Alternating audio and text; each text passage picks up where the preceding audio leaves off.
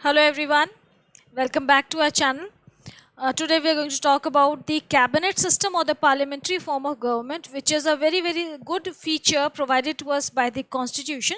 ये जो सिस्टम है, कैबिनेट सिस्टम या पार्लियामेंट्री फॉर्म ऑफ गवर्नमेंट है, इसका मेन एम क्या है कि पावर को डिस्ट्रीब्यूट करना और लोगों को इन्वॉल्व करना लॉ मेकिंग की प्रोसेस में। मतलब कैबिनेट क्या है कि हमारे पास एक कैबिनेट होता है मिनिस्टर्स का, जो मिनिस्टर्स इलेक्ट होके आते हैं, प्राइम मिनिस्टर उसका हेड होता है उस ग्रुप ऑफ मिनिस्टर्स का। लोकसभा की बात कर रहे हैं हम उसमें। तो वो जो ग्रुप ऑफ मिनिस्टर्स हैं, they form the cabinet of the prime minister और द उनके जो पोर्टफोलियोज होते हैं वो डिफरेंट होते हैं। जैसे एक होम मिनिस्टर है, डिफेंस मिनिस्टर है, रोडवेज के मिनिस्टर हैं, ट्रांसपोर्टेशन मिनिस्टर जो हो गए, या जो भी अलग अलग चीज़ें हैं कि आपके जो भी चीज़ों से मिनिस्ट्रीज डील कर रही हैं, इंटरनल अफेयर्स है, आर्मी का है अलग सिस्टम, डिफेंस में आ गया वो। तो ये सारी चीज़ें जो हैं ये अलग अलग मिनिस्ट्रीज़ को अलॉटेड होती हैं, जो डिफरेंट रिस्पॉन्सिबिलिटीज़ हैं। उनके जो हेड हैं, जो मिनिस्टर्स होते हैं, वो कैबिनेट फॉर्म करते हैं गवर्नमेंट का, मतलब क्लोज सिस्टम ऑफ मिनिस्टर्स। और उसका जो कैबिनेट का जो हेड होता है दैट इज़ द पीएम। तो ये जो पीएम है और उसके जो कैबिनेट ऑफ मिनिस्टर्स हैं, they are responsible to the parliament. मतलब कि अगर उनको कोई नया लॉ इंट्रोड्यूस करना है या पुराने किसी लॉ में मॉडिफिकेशन करनी है, तो वो ऐसा नहीं है कि अपने आप उन्होंने कर लिया, अपने आप नहीं कर सकते। उसको एक बिल बना के लोकसभा में प्रेजेंट करना होता है, और फिर लोकसभा में वो जब 2/3 मेजॉरिटी से पास हो जाता है तब वो लॉ बन जाता है। तो लोकसभा में जितने भी इलेक्टेड मेंबर्स हैं वो सारे उसके लिए वोटिंग करते हैं। तो इसीलिए ये जो कैबिनेट सिस्टम है, ये जो पार्लियामेंट्री फॉर्म ऑफ गवर्नमेंट है, it gives more power to the people. मतलब प्राइम मिनिस्टर और उसकी कैबिनेट, हम ये नहीं कह सकते कि वो सुप्रीम है, क्योंकि वो कुछ करेंगे तो लोकसभा के मेंबर्स उन पर चेक लगा सकते हैं। इसी के बारे में ये दे रखा है। और प्रेसिडेंट आपको पता है हमारे ऑर्नामेंटल हेड हैं, उनके पास एग्जीक्यूटिव हेड हैं, लेकिन जो मिनिस्टर्स हैं और जो कैबिनेट है that is control by the prime minister. President के पास एज सच हमारे पावर्स नहीं होती हैं, इसलिए हम प्रेसिडेंट को ऑर्नामेंटल हेड भी बोलते हैं।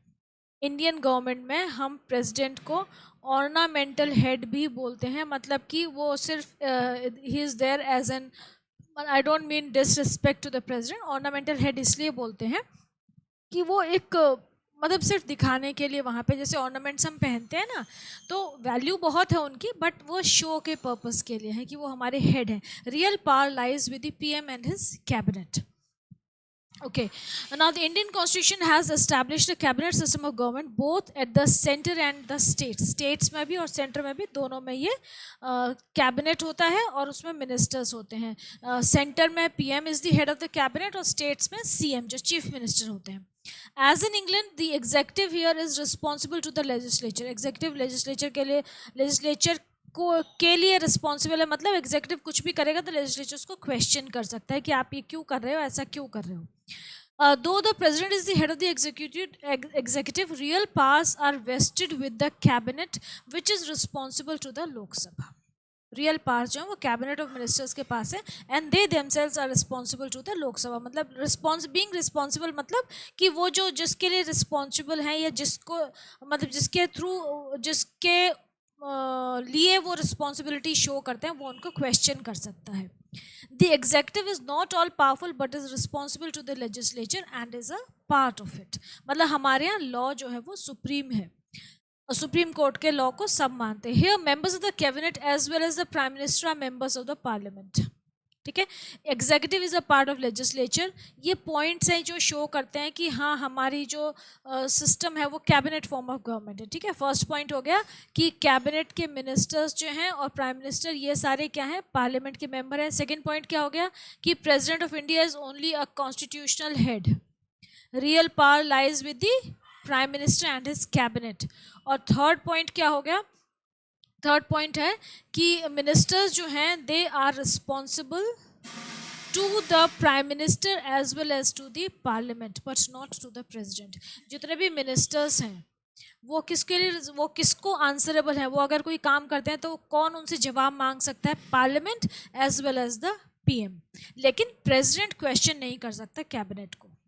ठीक है, तो ये 3 पॉइंट है, शो करते हैं. देन नेक्स्ट इज कि हमारी कंट्री जो है it is a secular state. Secular का मतलब आपको पता है, इट पर्टेन्स टू रिलीजन.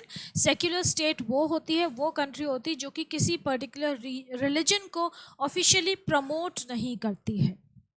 हमारी कंट्री है सेक्युलर है. मजॉरिटी किसी भी कम्युनिटी की हो सकती है हमारी कंट्री में, लेकिन गवर्नमेंट सेक्युलर है. गवर्नमेंट सेक्युलरिज्म को प्रमोट करती है. That means all the religions are equal in the eyes of the law. In front of the law जब गवर्नमेंट पॉलिसीज़ बना रही है, अपने बनाती है, या कैबिनेट ने पॉलिसीज़ बनाई हैं, या जो हमारे कॉन्स्टिट्यूशन में जो पॉलिसीज़ मेंशन्ड हैं, उसमें लॉ रिलीजन के बेसिस पे डिफरेंशिएट नहीं किया गया है, कास्ट के बेसिस पे डिफरेंशिएट नहीं किया गया है, आप काले हैं या गोरे हैं कलर के बेसिस पे डिफरेंशिएट नहीं किया गया है, आप किस रेस को बिलोंग करते हैं, आप किस सेक्स के, मेल फीमेल, वो डिफ्रेंसिएशन नहीं है. तो हमारी जो कंट्री है उसने सेक्युलरिज्म को अडॉप्ट किया हुआ है हमारे कॉन्स्टिट्यूशन ने. And we do not differentiate between our citizens on the basis of their caste, colour, creed, religion और सेक्स. ठीक है, तो हम सबको इक्वल राइट्स देते हैं, ये बड़ा इंपॉर्टेंट है. तो इंडिया जो है सेक्युलर स्टेट है, जहाँ पे कि all the citizens enjoy equal rights irrespective of their caste, colour, creed, religion और sex. Anybody in India can practise any religion. आपको जो रिलीजन प्रैक्टिस करना है, जो अच्छा लगता है, आप उसको चूज़ करिए और उसको प्रैक्टिस करिए अपनी लाइफ में. गवर्नमेंट आपको कुछ नहीं कहेगी कि आपने ये रिलीजन क्यों लिया या ये रिलीजन क्यों लिया. You are free to choose any religion, you are free to choose any leader, you are free to choose any religious temperament. It is up to you, it is your personal choice. So anybody in India can practice any religion he or she chooses, and no distinction would ever be made on that basis. उस पर हम differentiate नहीं करेंगे.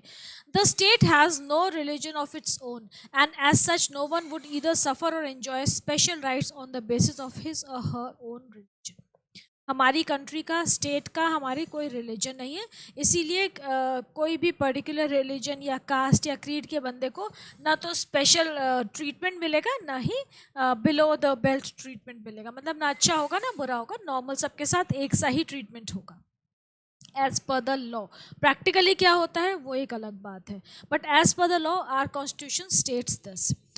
Then everybody is equal. वही चीज़ जो अभी बोली कि everybody is equal before the law and enjoys equal rights no matter to whichever faith, caste, colour, sex और क्रीड ही और शी बिलोंग्स. सेम राइट्स सबको मिलेंगे, कोई मतलब नहीं है कि वो किस कम्युनिटी को बिलोंग करता है. ठीक है, so this is very important. अब ये आपके 4 पॉइंट हो गए. नेक्स्ट पॉइंट हम नेक्स्ट वीडियो में कवर करेंगे. Okay, take care.